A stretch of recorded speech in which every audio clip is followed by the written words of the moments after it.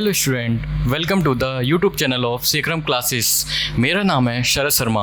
आज हम पढ़ेंगे क्लास 10 का बहुत ही प्यारा सा topic metal and non metal. इसमें हम पढ़ेंगे रिएक्टिविटी किस मेटल में होती है। अब इसमें बहुत अच्छा टॉपिक पढ़ेंगे, how do metal and non metal react. कैसे मेटल और नॉन मेटल रिएक्ट करता है, इसके बारे में पढ़ेंगे। देखो, सबसे पहले मेटल के loose electron and become positive ion. देखो, इसमें इस लाइन का मतलब समझो कि अगर कोई मेटल क्या कर दे, खुद में से आयन हट दे दे, ठीक है ना, किसी दूसरे को दे दे, तो वो क्या बन जाएगा, पॉजिटिव आयन। ठीक है ना, कोई मेटल अभी मैं आगे बता रहा हूँ, आपको बहुत अच्छे से समझ में आएगा। देखो कैसे कि, और इसको क्या क्या कहते हैं, इलेक्ट्रोपॉजिटिव एलिमेंट। देखो यहाँ पे आपको बहुत अच्छे से समझ में आ जाएगी। यहाँ पे देखो लाइन, सोडियम क्या है, सोडियम का एटॉमिक नंबर होता है 11। यहाँ पे 11 सोडियम का एटॉमिक नंबर होता है, ठीक है ना। और इलेक्ट्रॉनिक कन्फिगरेशन इसका कितना होता है, 2 8 1। अब ये क्या करेगा बेटा कि एक अपना इलेक्ट्रॉन किसी को दे देगा अपनी बैलेंसिंग के लिए। एक इलेक्ट्रॉन जब दे देगा ना किसी को, तो ये क्या हो जाएगा, पॉजिटिव बैलेंस हो जाएगा। देखो यहाँ पे इलेक्ट्रॉनिक एटॉमिक नंबर इसका 11 हो गया, इलेक्ट्रॉनिक कॉन्फ़िगरेशन हो गया 2 8 1। तो क्या हो गया, इसने एक इलेक्ट्रॉन किसी को दे दिया, लूज ऑफ इलेक्ट्रॉन कर दिया, तो ये क्या हो गया, पॉजिटिव आयन बन गया यहाँ पे, ठीक है ना। और नॉन मेटल की हम बात करें यहाँ पे, नॉन मेटल में क्या होता है, मेटल की प्रॉपर्टीज़ क्या है, मेटल क्या करता है, अपना एक इलेक्ट्रॉन दे देता है, ठीक है ना, दूसरे को, खुद पॉजिटिव आयन बन जाता है। नॉन मेटल में क्या होता है कि ये क्या करते हैं, जो मेटल ने इलेक्ट्रॉन दिए हैं उनको एक्वायर करते हैं, मतलब उनसे लेते हैं, तो ये क्या करते हैं, गेन इलेक्ट्रॉन। अगर इलेक्ट्रॉन गेन कर रहे हैं तो इनको ये क्या बन जाएंगे, इलेक्ट्रोनेगेटिव एलिमेंट बन जाएंगे। जैसे कि यहाँ पे हम पढ़ते हैं, देखो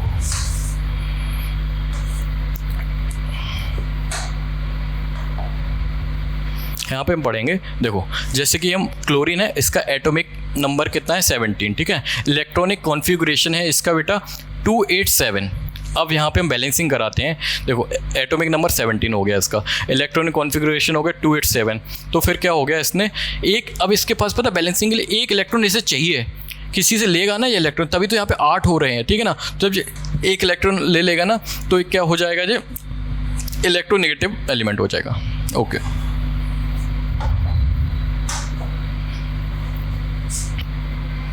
हाँ, अब यहाँ पे हम पढ़ेंगे आयनिक कंपाउंड। आयनिक कंपाउंड क्या होते हैं, ठीक है ना। आयनिक कंपाउंड और कंपाउंड, आयनिक कंपाउंड और कंपाउंड फॉर्म्ड बाय, किससे बनते, transfer of electron from the metal to the non metal. मतलब मेटल से नॉन मेटल में जो ट्रांसफ़र होते हैं इलेक्ट्रॉन, अभी मैंने इलेक्ट्रॉनिक कन्फिग्रेशन में बैलेंसिंग वगैरह बताई थी, वहीं पे आयनिक बॉन्ड में बोल रहा है कि मेटल से नॉन मेटल में जो आयन का ट्रांसफॉर्मेशन होगा उसको बोल रहे हैं आयनिक बॉन्ड, ठीक है ना। अब इसमें क्या क्या, आयनिक कंपाउंड, अब इसकी कुछ प्रॉपर्टीज़ हैं। प्रॉपर्टीज़ हमें ऐसे ही याद करना है और पेपर में लिख के आना, सिंपली, ज़्यादा कॉम्प्लिकेटेड नहीं करना है। जैसे कि यहाँ पे पढ़ते हैं कि they are form by the transfer of electron and are made up of a ion. क्या बोला है कि ट्रांसफ़र ऑफ आयन, आयन क्या होंगे, ट्रांसफ़र होंगे, ठीक है ना। ट्रांसफ़र ऑफ इलेक्ट्रॉन, इलेक्ट्रॉन का ट्रांसमिशन होगा यहाँ पे, ऑफ आयन बन जाएंगे, ठीक है यहाँ पे। और क्रिस्टलाइन सॉलिड हो जाएंगे जो वाले, ठीक है ना। और तीसरा पॉइंट है, they have high melting point, इनका मेल्टिंग पॉइंट हाई होगा और बॉइलिंग पॉइंट भी हाई होगा यहाँ पे, है ना। और सॉल्युबल इन वाटर होंगे, पानी में सॉल्युबल होंगे, और इनसॉल्युबल होंगे किसमें, ऑर्गेनिक सॉल्वेंट में, जैसे कि पेट्रोल वगैरह होता है या केरोसिन, इनमें इनसॉल्युबल होंगे और पानी में क्या होंगे, सॉल्वेंट होंगे, ठीक है ना। लास्ट है there good conductor of electricity, और क्यों किस स्टेट में होंगे, मोल्टन स्टेट में, मोल्टन स्टेट में जो गुड कंडक्टर ऑफ इलेक्ट्रिसिटी होंगे, ठीक है ना। समझ में आया, देखो यहाँ पे देखो, यहाँ पे देखो, they conduct electricity in molten state, ठीक है ना, मोल्टन स्टेट में ओनली, ठीक है ना।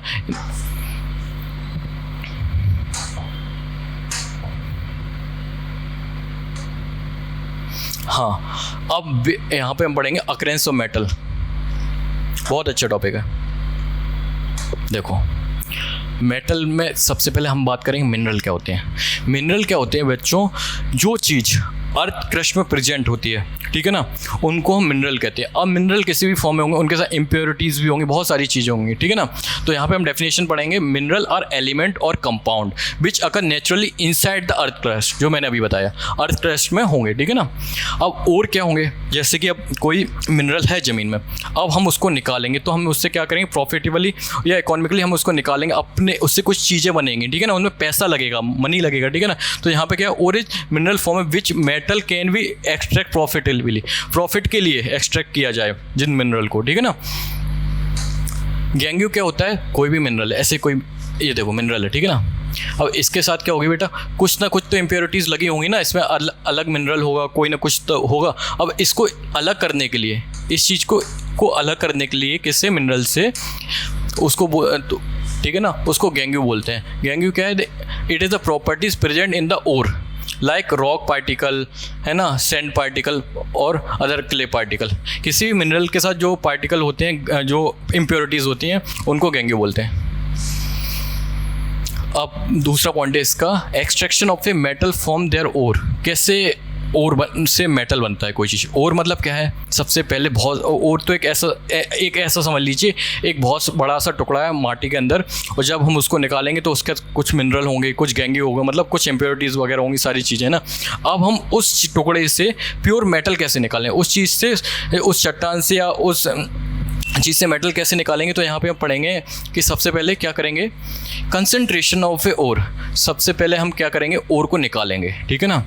रिडक्शन ऑफ ए मेटल, और तीसरा है रिफाइनिंग। मेटल निकालेंगे फिर उसमें से, ओर में से, ठीक है ना, और फिर उसको रिफाइन करेंगे, प्योर फॉर्म में लेके आएंगे, ठीक है ना। और कंसंट्रेशन ऑफ ओर का क्या करेंगे, ओर में रिमूवल ऑफ गैंग यू। मैंने अभी बताया था, ये सारा बताया था यहाँ पे कि कोई ओर है, उसमें से इम्प्योरिटीज़ हटाएंगे तो और कंसंट्रेशन ऑफ ओर बन जाएगा। क्या इम्प्योरिटीज़, क्या गैंग यू, ये लिखा है, ठीक है ना।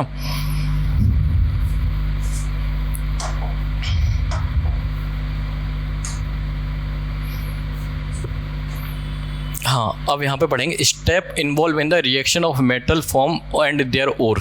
क्या क्या स्टेप है देखो। मेटल ऑफ हाई रिएक्टिविटी वाला, एक सेकेंड रुकना।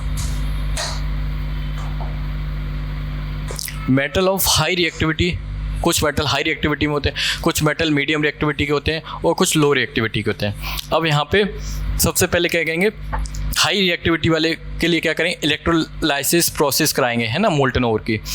इसको हम आगे टॉपिक में अच्छे से पढ़ेंगे, है ना। अभी इसको हम इन दोनों को पढ़ेंगे, ठीक है ना।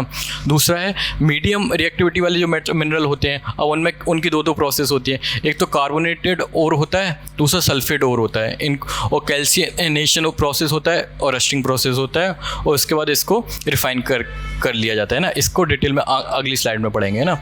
और लास्ट है सल्फाइड ओर। इसमें क्या करेंगे, रस्टिंग प्रोसेस करेंगे और मेटल रिफाइनिंग करेंगे। अब इनको डिटेल में पढ़ेंगे, तीनों पॉइंट को भी डिटेल में पढ़ेंगे। अभी इसको मैंने छोड़ा नहीं है, अगली वाली स्लाइड में डिटेल में पढ़ेंगे इसको।